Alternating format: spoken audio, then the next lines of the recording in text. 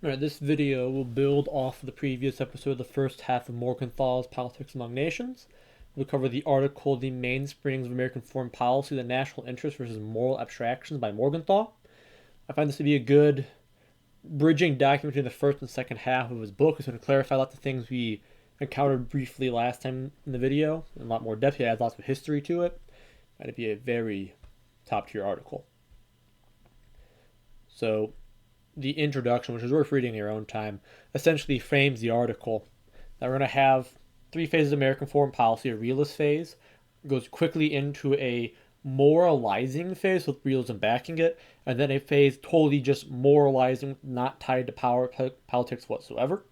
He's going to cover that people in the U.S. have come to associated power politics with aristocracy and think we can transcend power politics. He argues that this is going to be a catastrophe pragmatically and morally, and he makes the case to the American people that we should be realists. Like most of his works from this time, he's making a direct argument to the American people who's going to be dominate the 20th century to follow his philosophy. He does start in the Western Hemisphere, he just got here, so he's still, it's a pitch. Any case, we're going to start. The interference of non-American nations in the affairs of the Western Hemisphere, especially through acquisition of territory, is the only way in which the predominance of the United States can have been challenged from within the Western Hemisphere itself. Monroe Doctrine. Anyways, the United States has always striven to prevent the development of conditions in which Europe, which would have be conducive to a European nation's interference in the affairs of the Western Hemisphere, or to a direct attack upon the United States. Such conditions would be the most likely to arise if a European nation had gained such predominance that it could afford to look across the sea for conquest without fear of being menaced at the center of its power, that is, in Europe itself. It is for this reason that the United States consistently, in the War of 1812, the sole major exception, pursued policies aiming at the maintenance of the balance of power in Europe. Essentially, it says that as long as the U.S. makes sure there's no other world hegemons, it will be safe, which was its strategy, and so pretty much is a strategy. It has supported whatever European nations seem to be most likely to restore the balance of power by offering successful resistance to the would-be conqueror. While it's hard to imagine a greater contrast in the way of thinking about political matters than which separates Alexander Hamilton from Woodrow Wilson, and this concern for maintenance of balance of power for Europe, for whatever different reasons, they are one. And it interviewed in weaker side in World War I, weaker side in World War II, so on and so forth. This section goes over their Asia policy. It essentially argues that the China open door policy, although it had a facade of being about economics, and could have been about economics at its heart, was more about making sure no one European power could take over China. Like the U.S. was truly the first nation to treat China on fair footing. There's a very long and deep shared history between China and the U.S. that I'll probably go into a fair bit because I do specialize on China and Chinese history and speak the language. But essentially, the United States will make sure that Britain or France or Germany didn't take over all of China, which case it would offset the balance of power in Europe because they have such a large colony, and the open door policy stopped that from happening. And it is interesting to note that he said that there's no bipartisan support in Asia. It was really only after 2019, once China broke its treaty with Britain and took over or got rid of Hong Kong's semi-independent status, that the U.S. Congress was bipartisan against China. Up till that point, our national interest was not laid out clearly, but after that, people woke up to the threat of China. So he continues the second part. Wherever American foreign policy has operated, political thought has been divorced from political action. Even where our long-range policies reflect faithfully, as they do in the Americas and in Europe, the true interests of the United States, we think about them in terms which have been at best but a tenuous connection with the actual character of the policies pursued. We have acted on the international scene as all nations must in power political terms. We have tended to conceive of our actions in non-political moralistic terms. He's going to really get into that throughout this article. And then he takes section of the Washington Farewell Address that essentially he developed an argument here that Americans tended to think that the aristocracy caused power politics, So when Washington said that we're going to not engage with the powers of Europe, they thought that the retreat from European politics proclaimed by Washington could therefore be taken to mean retreat from power politics as such. He continues the because when we were taking over the United States, the 13 colonies took over the whole stretch of the United States as we know it today. They're in the Native American, we call it Indian here, but Native American tend to be their weakness made it kind of forget that we were engaging in power politics when engaging with them. And so our terms like manifest destiny or freedom from those political power blemishes, we're putting in moralizing terms the power political actions we're doing to increase our national power. It goes on down here. The national destiny of the United States has been understood in anti-militaristic libertarian terms where that national mission finds a non-aggressive, abstentionist formulation as in the political philosophy of John C. Calhoun. It is conceived as the promotion of domestic liberty. So while we have this framing in the early 1800s with McKinley, Teddy Roosevelt, and then Wilson, we move into the progressive era. The progressive philosophy is definitely not libertarian. So it originates with William James, who founded both pragmatism, functionalism in psychology, and progressivism. He took it from the Hegelians of Germany. So the Hegelians stem from Kant, who's a deontologist. The general idea of deontology is that our moral worth comes from our service to something else. In the Hegelians' case, it's service to the state. The Hegelians heavily emphasized being moral through warfare. The German state would bring about God's will on earth through warfare. So William James, in response to this, he still believes, like the Hegelians, that we get our moral worth through service to the state, which is not libertarian, but he is anti-militaristic in the U.S. tradition. So his famous essay is The Moral Equivalent of Warfare. He concludes in that service to the state can be equivalent to warfare.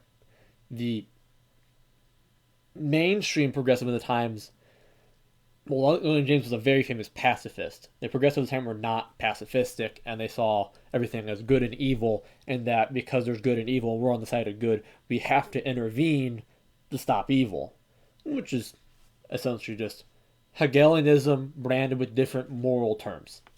It's not much of a difference. The progressives like Hegel's big contribution was that history is progressing and we're getting better over time because God's will is becoming on earth. The progressives, whether or not they believed in God, most of them probably did because of the times, that we can progress through society and make society better by building upon it. So they wanted to fight evil. So William Graham, when he saw the Spanish-American War, they thought this was the turning point. America's now imperialistic, and we think our imperialism is good. So he says, yet as a prophet things to come, William Graham saw that with the conclusion of the Spanish-American War, America was irrevocably committed to the same course which was engulfing Europe in Revolution and War, because he thought we're never going to get dragged into power politics. Because he still had the belief that if we're libertarian anti-militaristic, we can avoid power politics. And Morgenthau goes into this again. We brought it up yesterday, but it's good, or last video, it was actually 2 days ago, but it's worth saying again. The Americans thought the struggle of power on the international scene was a mere accident of history, naturally associated with a non-democratic government, and hence destined to disappear with the triumph of democracy throughout the world. This is a progressive idea. And that, in consequence, conflicts between democratic and non-democratic nations must be conceived not as struggles for mutual advantage in terms of power, but primarily as a contest between good and evil, which can only end with the complete triumph of good, with evil being wiped off the face of the earth. The distinctive characteristic of this experience was the domination of the middle classes by aristocracy. After the defeat of the aristocratic government, the middle classes developed a system of indiscreet domination. They replaced the traditional visions of governing and governed classes with a military method of open violence, characteristic of aristocratic rule, with the invisible chains of economic dependence. His general idea here was, within a society, we must govern. We all have power relations with everyone else. We give up those power relations to our institutions. We have to deal with power within the state. And the aristocrats were very open about how this worked. But nowadays, we hide everything behind economics. We now have our, instead of being more physical force, our powers within money. We can coerce people that way. So the middle classes, in their high-mindedness, had everything behind economic dependence rather than open violence. And the he says, concludes here, the struggle then for political power in domestic as well as international affairs appeared to be only an historic accident coincidental with the autocratic government and bound to disappear with the disappearance of autocratic government, because they forgot power exists because they hid behind all these economic things. So then, the third part here we're going to look over is his history. He's going to tie this history back into what he brought up at the top into a nice conclusion. So he starts the struggle from these two opposing conceptions, which is moralism versus realpolitik. Three types of American statements emerge. The realist, thinking in terms of power and represented by Alexander Hamilton. The ideological, acting in terms of power, thinking in terms of moral principles, represented by Thomas Jefferson and John Quincy Adams. And the moralist, thinking and acting in terms of moral principles, represented by Woodrow Wilson. To these three types, the three periods of American foreign policy roughly correspond. The first covering the first decade of the history of the United States as an independent nation, the second covering the 19th century of the Spanish-American War, and the third covering the half a century after that war. So he starts with the realist position. He sees that the clearest embodiment here is the Washington's proclamation of neutrality in the War of the First Coalition against revolutionary France. So, quick history for those that don't know. The U.S. won its war with Britain for independence because of the French large intervention in the war. Later, France had a revolution of its own a few years later. The U.S. decided not to help it. So France needed help after the revolution because it was a radical government and we had the Reign of Terror. Everyone looked at this and said, this is terrible. And the aristocrats feared that there'd be Republican revolutions within their own countries. So they launched a war against France to reinstate the aristocracy. France then went to war with all of Europe and won that war many times over until Napoleon eventually lost. In the first coalition, though, was just the Republican government. Napoleon wasn't there yet. They asked the U.S. for help, and the U.S., even though it had a treaty obligation with France to help, chose not to. So we're getting into that here. So reasons to help: faithfulness to treaty obligations, gratitude toward a country which had lent its assistance to the colonies in their struggle for independence, and the affinity of Republican institutions were cited to prove that the United States must side with France. Hamilton, however, concluded differently. There would be no proportion between the mischiefs and perils to which the United States would expose themselves by embarking in the war. Self-preservation is the first duty of the nation. It may be affirmed as a general principle that the predominant motive of good offices from one nation to another is the interest or advantage of the nation which performs them. The rule of morality in this respect is not precisely the same between nations as between individuals. An individual may indulge in emotions of generosity and benevolence, not only without an eye to, but at the expense of his own interest. But a government could rarely, if at all, be justifiable in pursuing a similar course. So, he said that if whether the degree of service we could render by participating in the conflict was likely to compensate by its utility of the cause evils which would probably flow from ourselves, then we should do it. Or he argues that they don't add up. The certain evils of our joining France in the war are sufficient dissuasives from so intemperate a measure. But we are told that our own liberty is at stake upon the event of war against France. That is, if she falls, we shall be the next victim. But he argues that if we side with France, then all the other nations would be looking at the U.S. in a negative light. There's lots of resources going to war against France. We could be next. So he says here, one, that the combined powers would certainly attribute to us the same principles, those revolutionary principles in France, which are so distasteful, which they deem so exceptionable in France. The other, that our principles are in fact the same. He goes on for quite some time. It's worth the read, but it's very lengthy. But that's the general realist principle that, in an ideal world we would help France, but we can't do the constraints of reality. Goes on to the next part, which is entering the moralist area of Jefferson and Quincy Adams. During the century following their brief flowering, they have by and large continued to influence policies as well under the cover, as it were, of those moral principles which from Jefferson onward American statesmen have likely to justify their moves on the national scene. Thus, this second period witnessed a discrepancy between political thought and political action, yet a coincidence and the intended result of both. What was said of Gladstone could also have been said of Jefferson, John Quincy Adams, Theodore Roosevelt, and the war policies of Woodrow Wilson and FDR. What the moral law demanded was by a felicitous coincidence always identical with the national interest what the national interest seemed to require.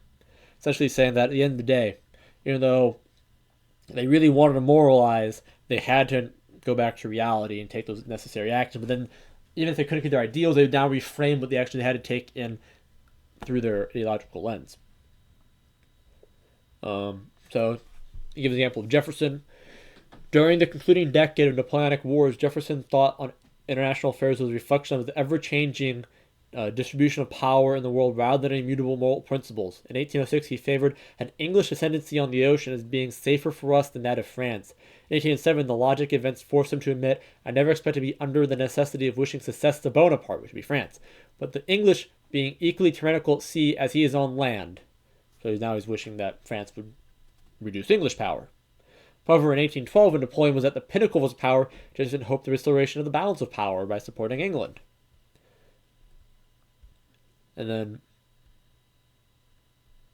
he says here, the success I wished him to last year, this is I wish him this year, but were he again advanced to Moscow, I should again wish him such disasters as would prevent his reaching Petersburg.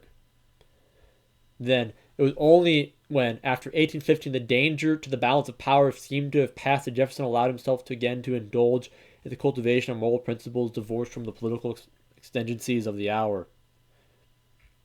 Down here, he talks about the Monroe Doctrine. Monroe Doctrine's moral postulates of anti-imperialism and mutual non-intervention were the negative conditions for the safety and enduring greatness of the United States.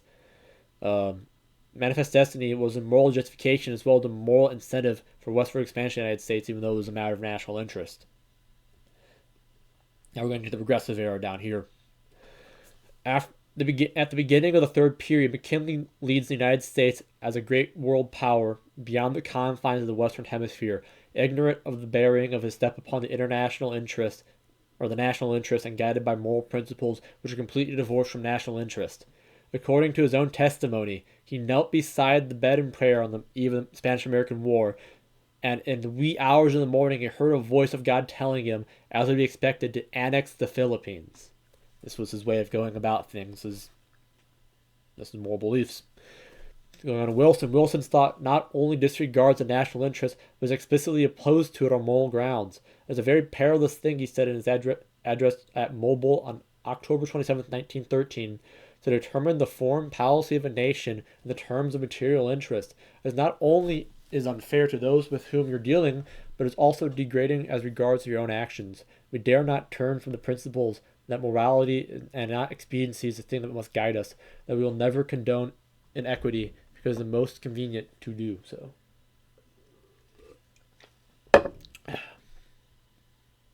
It continues. Another speech from Wilson. Second, no special. So he's listing off things he wants done in the treaty negotiations. Second, no special separate interest of any single nation, of any group of nations, be made on the basis of part of settlement which is not consistent with the common interest of all. Third, there be no leagues or alliances or special covenants under the standing with the general and common family of League of Nations. So he wants that will basically undo the balance of powers. If you're not allowed to make alliances within the League, it's going to favor those imperial nations that end up doing so. Fifth, all international agreements and treaties of every kind must be known in their entirety to the rest of the world. Even today, we still use secret agreements all the time as a matter of national security, especially looking at places like Taiwan. For moving on with that. Wilson was never able, even when the national interest of the United States was directly menaced, to conceive of the danger in other moral terms. Thus, in 1917, Wilson led the United States into war against Germany. Essentially, Wilson rather not. He'd rather be a pacifist, but he got dragged into this war as a matter of necessity of balancing power. Not only did the crusading fervor of moral reformation obliterate the awareness of the United States' traditional interest in the maintenance of the European balance of power to be accomplished through the defeat of Germany, Wilson's moral fervor had also had politically disastrous effects for which there is no precedent in history of the United States, Wilson's moral objective required the destruction of the Kaiser's autocracy, and this happened to also be required by the political interests of the United States. The political interests of the United States required, beyond this immediate objective of total victory, the restoration of the European balance of power, traditional guarantor of the American security. The very logic of his moral position let us remember that the consistency of the moral supreme virtue drove him towards substituting the concrete national interest of the United States, the general postulate of a brave new world, where the national interest of the United States, as that of all other nations, would disappear in a community of interests comprising mankind. As we know, the League of Nations failed epically. And this goes on for quite some time. He talks about Wilson for a long while in this paper. So then he starts to address isolationism in the interwar period, in the 1930s. We are here indeed dealing with the tragedy of not of one man but a political doctrine, and, as far as the United States is concerned, of a political tradition. The isolationism of the interwar period could elude itself into believing that it was but a restorer of the early realist tradition of the American foreign policy. Morgenthau disagrees. The isolationists of the 20s and 30s did not see what was the very essence of the policies of the Founding Fathers. That both the isolated and the preponderant position of the United States in the Western Hemisphere was not a fact of nature, and that the freedom of the entanglements in European conflicts was not the result of an abstention on the part of the United States. Both benefits were the result of political conditions outside the Western Hemisphere and of policies carefully contrived and purposely executed in their support. For the realists of the first period, isolation was an objective of policy, which had been striven for to be attained. For the isolationists of the interwar period, isolation was, as it were, a natural state, which only need be left undisturbed in order to continue forever. Conceived in such terms, it was the very negation of foreign policy. So now he wants to lump both as being moralistic. So he goes into this. Both have but a negative relation to the national interests of the United States outside the Western Hemisphere, that being Wilsonian moralism and isolationism. They are unaware of its very existence. This being so, both substitute abstract moral principles for the guidance of the national interest derived from the actual conditions of American existence. Was there a moral obligation for the United States to make a contribution to world peace by joining the League of Nations and the World Court? Was it morally incumbent upon the United States as a democracy to oppose fascism in Europe and uphold international law in Asia? Such were the questions which were raised in the debate, and the answers depended upon the moral positions taken. He's talking about the interwar period, the debates in Congress, instead of being about national interest, or about, is this a moral action? The question, which was central to the national interest of the United States, that is about the power in Europe and Asia, was hardly ever faced squarely, and when it was dismissed on moral grounds. So any bringing up of national interest was said to be immoral. And he talked about that for some time. The next part. That in the instance of moral postulates which happened to inspire the administration of FDR happened to coincide with the extringency of the American national interest was again, as in the case of Jefferson and in the case of Wilson in 1917, due to the impact of national emergency. And then afterwards, when the pressure was gone, as soon as the minds of American leaders were freed from the inescapable pressures of a primarily military nature, he turned toward the political problems of the war and its aftermath. They thought and acted again as Wilson had acted under similar circumstances. That is to say, they thought and acted in moral terms divorced from the political conditions of America's existence. And don't go down there. Anyways, so then World War II talk about this destruction of evil and the threat to Western wars amassing from the Axis conceived primarily in moral terms. And you see research of that nowadays. We'll get to that in a second. So even after the war, people like Senator Hull were declaring that their treaties with Moscow ended power politics forever, that the British government was determined to use that institution of the UN to kill power politics in order that the methods of democracy, the will of the people shall prevail, etc. The sole exception in the West was Churchill. The strategy of the war and of the peace would follow, not help being oblivious to the consideration of national interest. So because war is now conceived in moral terms rather than of natural interest, that we're using war to limit evil is now detached from what the nation needs when you use warfare as a tool. So war was no longer regarded as a means to political end. The only end the war was to serve was total victory, which is by another way of saying war become an end in itself because of the moral term. I make a line here pointing back up to the destruction of evil. Yeah. Essentially, this is the neoconservative thought that if you use war to destroy evil, it makes it safe for democracy. There's mild differences between neoconservatism of Bush and um, progressivism. But you look like the progressives went to war with Spain just to make Cuba and the Philippines democratic, while the Cuba did not become democratic, but the Philippines did. It's like a Bush invading Afghan and Iraq. We had two Cubas right there.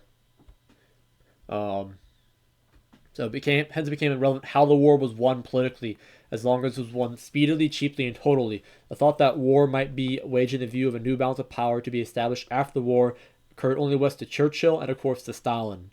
Stalin got right to it with establishing the boundaries. He established the boundaries as he was gaining ground in the war, while FDR didn't even breach the topic with him for reasons of being in a different video. Yeah, so then later on, we're getting the 50s. Um, calling basically calling for statesmen to realize what's happening here. We talk about like containment being thought up in the 50s or late 40s, I mean, and being brought to fore in the 50s. I think it was 47 wrote Kennan wrote his long telegram laying out containment theory. It essentially was just a callback to much older ideas, but pushing against the moralism of the Truman administration. And Truman then went ahead and ignored everything that Kennan said, took the label containment, and threw it on NS-68, which was a thing we'll address in a different video. But it was definitely just moralizing to the extreme, and then got us into Korea and Vietnam. The reading what I highlighted here, the equation of political moralism with morality and of political realism with immorality is itself untenable. The choice is not between moral principles and the national interest, devoid of moral dignity, between one set of moral principles divorced from political reality and another set of moral principles derived from political reality. Like, people like to point to realism and say like it's amoral, but that is to ignore all the normative values that back the realist thinkers. An amoral theory of realism be that with like Zhuan Shang in China, or Lord Shang, that he helped, or the other realist, or they call legalist over there, that reformed the Qin Empire. The Qin was a very small desert state on the outside of the international system, that ended up through internal reform conquering all of China through what is basically realism without normative values. So to paint the realist as amoral, immoral, is just a straw man. And Morgenthau is very clear here about that. And he continues, for the individual nation to take care of their own national interest is, then, a political necessity. There's no moral duty to neglect for them, for as the international society is at the present constituted, which is because there's a lacking of international society, we have to act differently. The consistent neglect of the national interest can only lead to national suicide. If we had this international society, which is developed after World War II, but at the time, definitely not there. Like Germany in 1950, 5 years ago, was Nazi Germany. So, yeah. But we can, yeah. Yeah, it can be shown that there exists even a positive moral duty for the individual nation to care of its national interest. In the absence of an integrated international society, you can see here Morgenthau is really hammering over and over again this idea of an international society that nobody seems to talk about for some reason when it comes to realism. In particular, the attainment of a modicum of order and the realization of a minimum of moral values are predicated upon the existence of a national communities capable of preserving order and realizing moral values within the limits of their power. It is obvious that such a state of affairs falls short of that order and realized morality to which we are accustomed in national societies. The only relevant question is, however, what the practical alternative is to these imperfections of the national society based upon national interest of its component parts. The juxtaposition of morality of political moralism and the immorality of national interest is mistaken. And the process, so it operates with a false conception of morality developed by national societies, but unsuited to the conditions of international society. In the process of its realization, it is bound to destroy the very moral values which it is its purpose to promote. I think it has a final call to action here. May as much be said by future historians, so I'll read the full quote. The foreign policy derived from national interests is in fact morally superior to the foreign policy inspired by universal moral principles. As Albert Sorel, an Anglophobe historian of the French Revolution, well summarized the real antithesis, where he said in his grudging admiration of Castillereagh, as I say it, he piqued himself upon principles to which he held with unshakable consistency, which in actual affairs could not have been distinguished from obstinacy. But these principles were in no degree abstract or speculative, but were all embraced in one alone, the supremacy of English interest. They all proceeded from this high reason of state. May as much be said by a future historian of the American foreign policy of our time. And then as Morgenthau ends it, to restate, this is the Wellsprings, the Mainsprings American Foreign Policy. This was written in December 1950, so right after Korean War got kicked off and NSC 68, I think, got passed by then. I know it was in reaction to the Korean War, but we're going to hit that history another day. Thanks for watching.